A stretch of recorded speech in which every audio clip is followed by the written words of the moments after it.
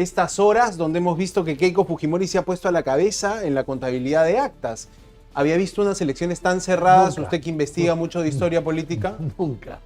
¿No ha habido casos así en los 60, 70? No. A ver, PPK dijo que había ganado por un pelo a Keiko. Pero creo que acá se va a ganar por medio pelo. Ajá. Bueno, en el caso No, de Castillo fueron un poco más de 40.000 votos. Claro, pero acá parecería que se va a ganar por 10 o por 15.000. Menos de 1.000 está ahorita el contador. Bueno, Claro. entonces acá se va a ganar por 1.000, 10.000, o sea, medio pelo o un cuarto de pelo. O sea que, ¿Y qué nos dice eso de eso nunca ha pasado. la política A ver, yo peruana? le puedo decir una cosa. La única vez que pasó algo parecido fue en 1962, cuando había en el Perú 3 o 4 millones de habitantes, o 5 creo que eran, y el año 62 se requería, de acuerdo a la constitución de aquella época del año 33, se requería un tercio para ganar las elecciones. O sea, el que Correcto. pasaba un tercio ganaba. Había que pasar un tercio, ¿no? 33%. Así es, 33.33. Claro. Y el 62 sacó ahí a la torre 32.72 y Belaúnde 32.62. O sea, entre uno y otro había décimas y solamente 20.000 votos. No, 20.000 votos de una población diferente a la nuestra. Era otro peso. Era digamos, otro claro. país, era mucho más pequeño. ¿Odría también estaba en esa elección? Odría sacó 28%. Ajá. Belaúnde y la torre 32.6 y Odría 28%. ¿Eso qué condujo? A un jurado que se demoró 60 días o más en dar los resultados y al final el resultado ¿cuál fue? Un golpe de Estado. Claro. Ese fue el resultado.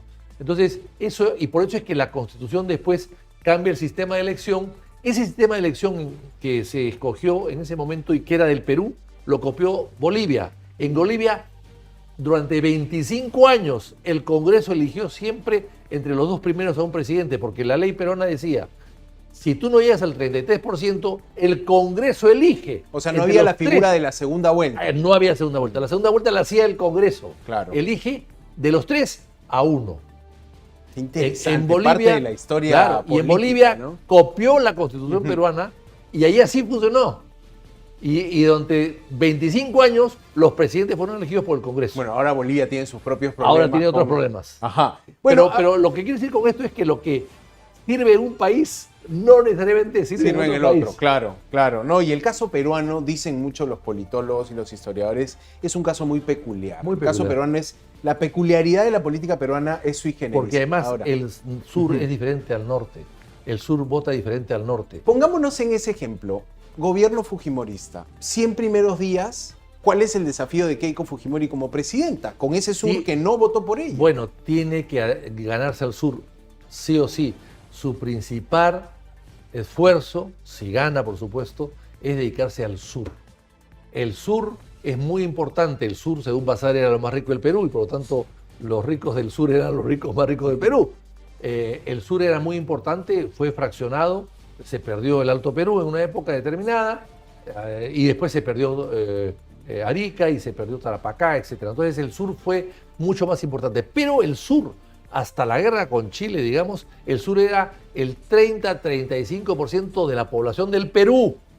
Hoy día es 15%. Claro. Y en esa época Lima tenía el 15% de la población del Perú. Hoy día tiene el 35%. Claro, más del 30%. ¿Ya? Hoy día la costa, que es el 12% del Perú, tiene el 30% o más de toda la población del Perú. Ahora, ¿por dónde pasan esos gestos que tendría que hacer un gobierno fujimorista con el sur?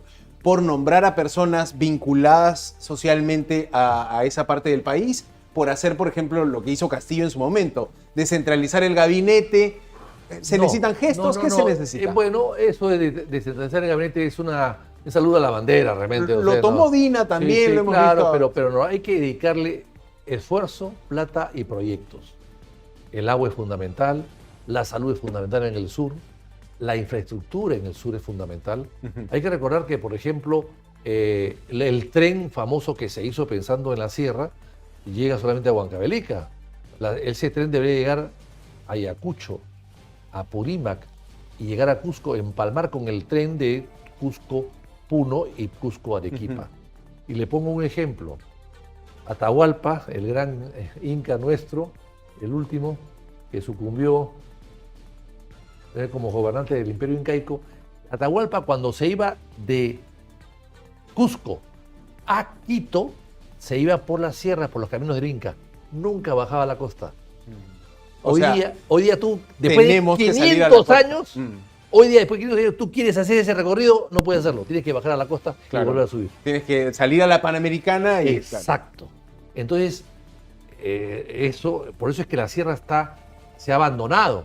Por eso es que la sierra todos apoyan a Sánchez mayoritariamente, ¿no? La sierra... O al anti-establishment. La sierra, ¿no? que era el eje de desarrollo del país, ha dejado de serlo. Se dice, por ejemplo, que el campo, ¿Ah? La urgencia puede ser desarrollar más el agro. Campo del sur no es tan fértil como el campo del norte, dicen. Proyectos de irrigación. No, es que, bueno, en los proyectos de irrigación son grandes en la costa, pero insisto, la costa es el 12% solamente de territorio nacional, ¿ah? 66% es la selva. Y ¿dónde está el potencial del sur que tiene que ver el próximo presidente? Bueno, la minería, la agricultura, también, por supuesto, fundamental. Hay andenerías abandonadas en todo el sur del Perú.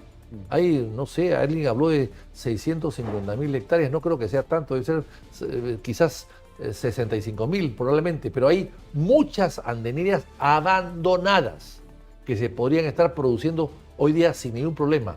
Todo tipo de, bueno, y la famosa papa que es de origen peruano. Entonces yo creo que hay que desarrollar la sierra. Lo que ha pasado es lo siguiente, que por economía,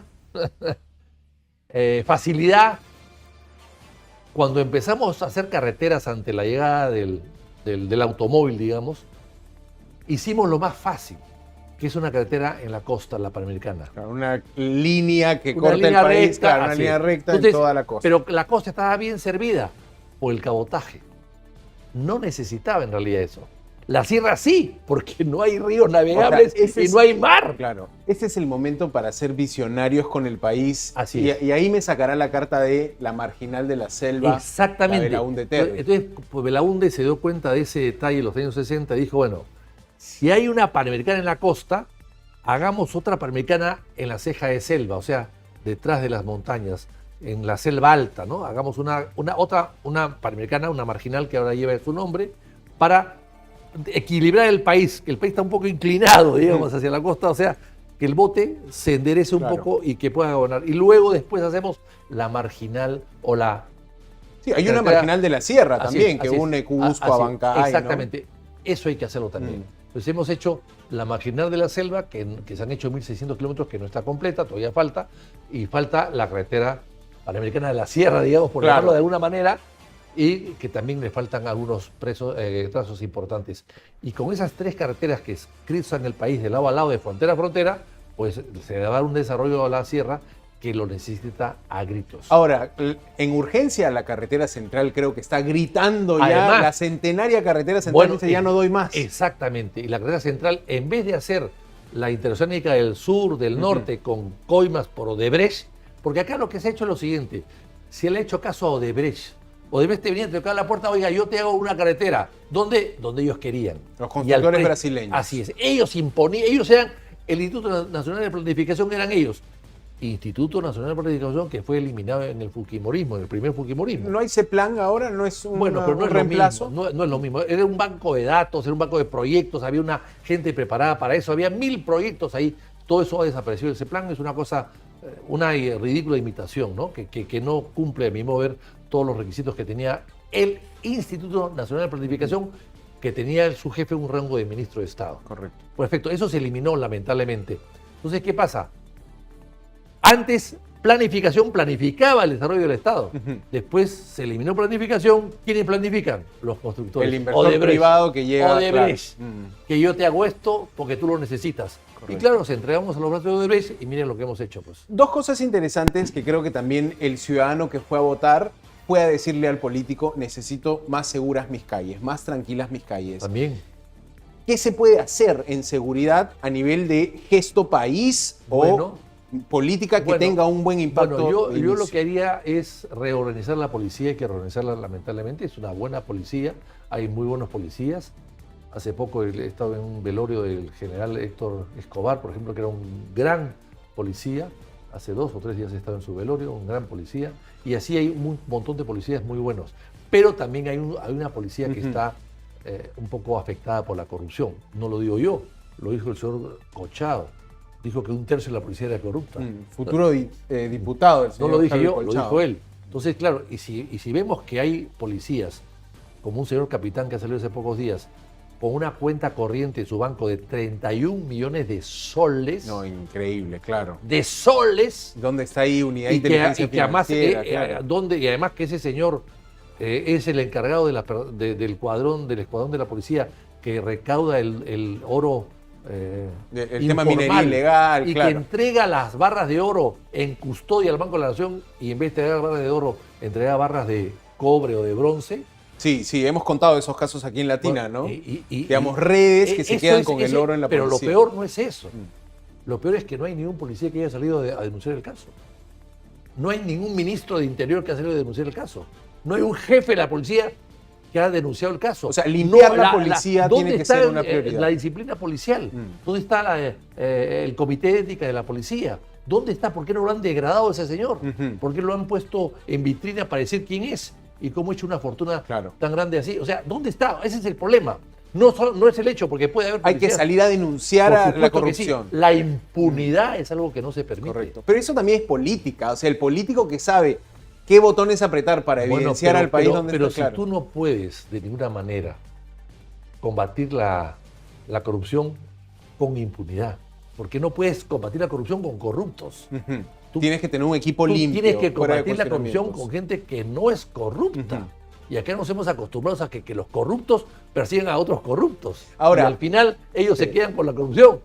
Ahora, para ir cerrando, quiero mostrar una imagen, que es la imagen de la distribución de la Cámara de Senadores y Cámara de Diputados. Ahí la tenemos en pantalla, ¿no?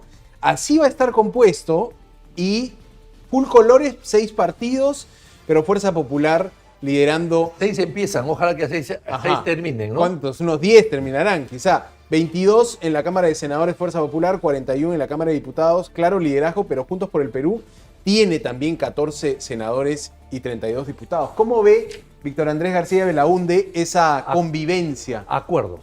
El Congreso es un parlamento. Y así se llama, ¿por qué? Porque la gente va a hablar, a conversar. Y conversar es no solamente pactar, es llegar a acuerdos. Acuerdos en favor del país, por supuesto que sí. No son acuerdos debajo de la mesa, son acuerdos encima de la mesa, como estos papeles que usted tiene acá, encima de la mesa. Acuerdos entre bancadas, no entre personas, entre bancadas, entre partidos y acuerdos a la luz pública para poder obtener ciertos objetivos. Eso es lo que se requiere. Correcto. ¿Es ahora, con una Cámara de Senadores, más difícil sacar a un presidente? ¿Podemos los peruanos soñar con un gobierno de 5 años? Yo creo que es más difícil sacar al presidente, no es imposible, evidentemente, es más difícil. Y además con la configuración lo veo también más difícil que esto pueda suceder. Se necesitan muchos acuerdos y estoy seguro que quien gane va a tomar en cuenta muy bien la experiencia pasada y van a actuar con más cautela, ¿no? Correcto. Víctor ¿Cómo es Andrés. posible que el señor presidente, que le falta pocos días para que se vaya, se quiere irse al Vaticano a saludar al Papa? Pero ha dicho que va a ir a una audiencia a quedar la fecha. ¿Qué le parece eso? No. Eso es una frivolidad. O sea, la tarea tiene que ser del nuevo presidente. Pero perdón, ahí tiene un embajador en el Vaticano que puede hacer las gestiones. ¿Para qué tiene embajador en el Vaticano? Hay 2 embajadores de Perú en Roma, en el Vaticano y en el gobierno italiano. Ahí están sus embajadores, o que manden en todo caso a su canciller. ¿Por qué tiene que ir él? Interesante. Ahora, la agenda de Balcázar. Además, al Balcázar vaya el presidente, el Papa ha dicho que viene en noviembre, que lo espere, pues.